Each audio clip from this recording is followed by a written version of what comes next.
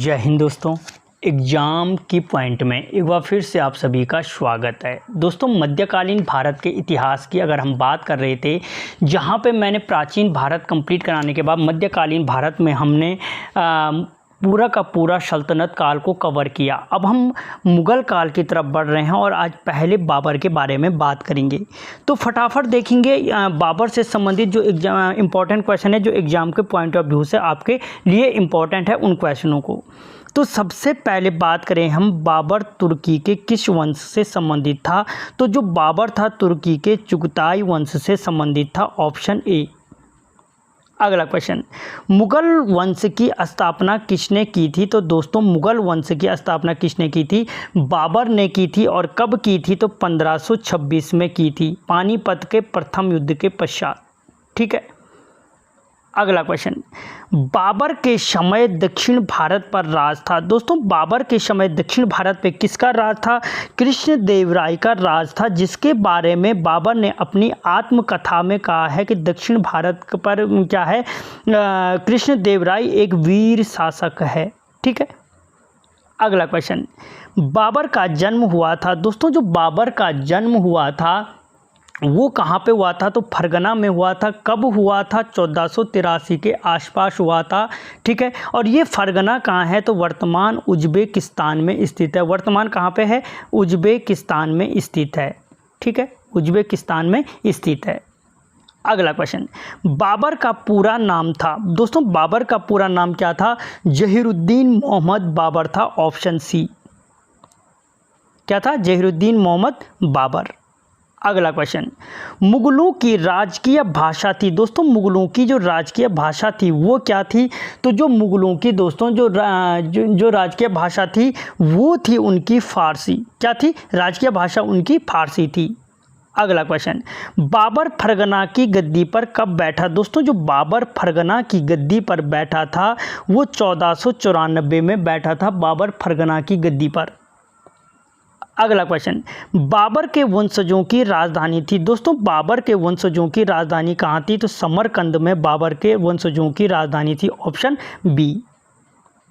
अगला क्वेश्चन, सर्वप्रथम बादशाह की उपाधि धारण करने वाला तैमूर शासक था। दोस्तों, इससे पहले जो बाबर के पूर्वज थे वो कौन सी उपाधि धारण करते थे? अगर पूछा जाए तो मिर्जा की उपाधि धारण करते थे।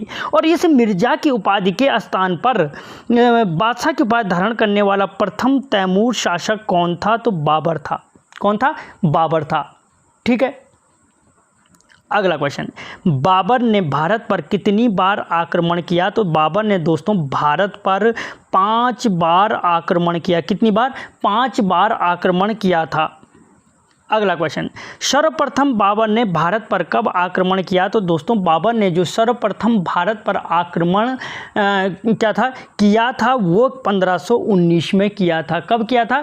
1519 में। और इस युद्ध को बाजोर का युद्ध कहा जाता। अगर पूछा जाए बाजोर का युद्ध कब हुआ था तो 1519 में हुआ था। किसके खिलाफ किया था? तो यूसुफजाई जाति के विरुद्ध किया था। ठीक है, यूसुफजाई जाति के विरुद्ध बाबर ने ये युद्ध किया था। अगला क्वेश्चन, तुगलमा युद्ध नीति का प्रयोग करने वाला प्रथम शासक था। दोस्तों, जो तुगलमा युद्ध नीति का प्रयोग करने वाला शासक था वो बाबर था। ठीक है। और इसने तोपों को सजाने में अगर पूछा जाए किस विधि का प्रयोग किया था तो उस्मानी विधि का प्रयोग किया था। किसका? उस्मानी विधि का प्रयोग किया था, ऑप्शन सी। अगला क्वेश्चन, बाबर को लोदी वंश पर आक्रमण करने के लिए आमंत्रित करने वाला शासक नहीं था। दोस्तों, बाबर को हम लोदी वंश पर आक्रमण करने के लिए किसने आमंत्रित किया था? दौलत खान लोदी। एक याद रखो। ठीक है, पंजाब का सूबेदार था। कहाँ का था? पंजाब का सूबेदार था। आलम खान लोदी इब्राहिम लोदी का चाचा था। ठीक है। और राणा सांगा राजस्थान शासक था। सिकंदर खान लोदी ने नहीं किया था, ऑप्शन डी इसका आंसर हो जाएगा। और दोस्तों, बाबर के द्वारा लड़े युद्धों को हम 100 ट्रिक्स अगर याद करना चाहें तो पानखा चलघर, पानखा और चलघर यानी पास से पानीपत का प्रथम युद्ध हुआ था। कब हुआ? 1526 में हुआ। किसके मध्य हुआ? इब्राहिम लोदी और बाबर के बीच हुआ। खा से खानवा का युद्ध हुआ था दोस्तों, और खानवा का युद्ध किसके मध्य हुआ? 1527 में हुआ, राणा सांगा और बाबर के मध्य हुआ था। ठीक है। तीसरा युद्ध चल से चंदेरी का युद्ध हुआ था दोस्तों, 1528 में हुआ। किसके मध्य हुआ? मेदिनी राय और बाबर के मध्य हुआ। और घर से घाघरा का युद्ध हुआ दोस्तों, 1529 में अफगान और बाबर के मध्य हुआ था। अफगान और बाबर के मध्य हुआ था। अगला क्वेश्चन, मध्यकाल का प्रथम शासक जो युद्ध स्थल में मारा गया। दोस्तों मध्यकाल का वो प्रथम शासक कौन था जो युद्ध स्थल में मारा गया था? तो वो इब्राहिम लोदी था। इसी इब्राहिम लोदी पर 1526 में बाबर ने पानीपत का प्रथम युद्ध किया था इसी के खिलाफ। ठीक है। और इसी के पश्चात बाबर ने क्या किया था? दिल्ली की गद्दी पर अपना अधिकार जमाया था। अगला क्वेश्चन, बाबर ने सर्वप्रथम बारूद और अग्नि अस्त्रों का प्रयोग किस युद्ध में किया था? तो दोस्तों बाबर ने सर्वप्रथम अग्नि अस्त्रों का जो प्रयोग किया था पानीपत के प्रथम युद्ध में किया था। किसके खिलाफ किया था? इब्राहिम लोदी के खिलाफ किया था। इससे पहले हम लोदी वंश को पूरा कंप्लीट कर चुके हैं। ठीक है। इब्राहिम लोदी के खिलाफ किया था। और कब हुआ था ये युद्ध? तो 1526 में हुआ था। अगला क्वेश्चन, बाबर व राणा सांगा के मध्य युद्ध हुआ था। दोस्तों बाबर और राणा सांगा के मध्य कौन सा युद्ध हुआ था? खानवा का युद्ध हुआ था। अगर पूछा जाए खानवा का युद्ध कब हुआ था? तो 1527 को हुआ था। ठीक है। और अपनी आत्मकथा में बाबर ने राणा सांगा के बारे में भी लिखा है कि राणा सांगा क्या था? एक वीर राजा था। पूछा जा सकता है। अगला क्वेश्चन, बाबर ने सर्वप्रथम जिहाद शब्द का प्रयोग किस युद्ध में किया था? तो दोस्तों बाबर ने सर्वप्रथम जिहाद शब्द का जो प्रयोग किया था वो खानवा के युद्ध में किया था। जो कब हुआ था? तो 1527 में हुआ था। किसके खिलाफ हुआ था? तो बाबर और राणा सांगा के मध्य हुआ था। ठीक है। अगला क्वेश्चन, चंदेरी का युद्ध किस वर्ष हुआ था? दोस्तों जो चंदेरी का युद्ध हुआ था 1528 में हुआ था चंदेरी का युद्ध। और किस किस के बीच हुआ? तो बाबर प्लस किसके मध्य हुआ था? मेदिनी राय के मध्य हुआ था। अगला क्वेश्चन, बाबर व महमूद लोदी के मध्य कौन सा युद्ध हुआ? दोस्तों बाबर और महमूद लोदी के मध्य जो युद्ध हुआ था वो घाघरा का युद्ध था, जो 1529 में हुआ था। अगर पूछा जाए घाघरा का युद्ध कब हुआ? तो 1529 में हुआ। किसके मध्य हुआ? बाबर और महमूद लोदी के मध्य हुआ। लेकिन दोस्तों यहाँ पे ये अफगान सारे समाप्त नहीं होते हैं। यही अफगान इसके बेटे हुमायूं के टाइम पे फिर प्रकट होंगे शेरशाह सूरी के रूप में। ठीक है। अगला क्वेश्चन, बाबर ने कलंदर की उपाधि किसके लिए धारण की थी? तो दोस्तों बाबर को कलंदर कहा जाता है। क्यों कहा जाता है? उसकी उदारता के कारण। ऑप्शन बी, उसकी उदारता के लिए बाबर ने कलंदर की उपाधि धारण की थी। और उदारता क्या थी कि पानीपत का युद्ध जीतने के बाद बाबर ने क्या किया? अपनी पूरी प्रजा में चांदी के सिक्के बांट दिए। और जनता ने कहा, उसकी प्रजा ने कहा कि क्या है, ये तो बहुत महान शासक है, और उसे कलंदर कहा जाने लगा। मस्त कलंदर। ठीक है। बाबर ने गाजी की उपाधि किस कारण धारण की थी? दोस्तों बाबर ने गाजी की जो उपाधि धारण की थी वो अपनी कट्टरपंथी के लिए धारण की थी।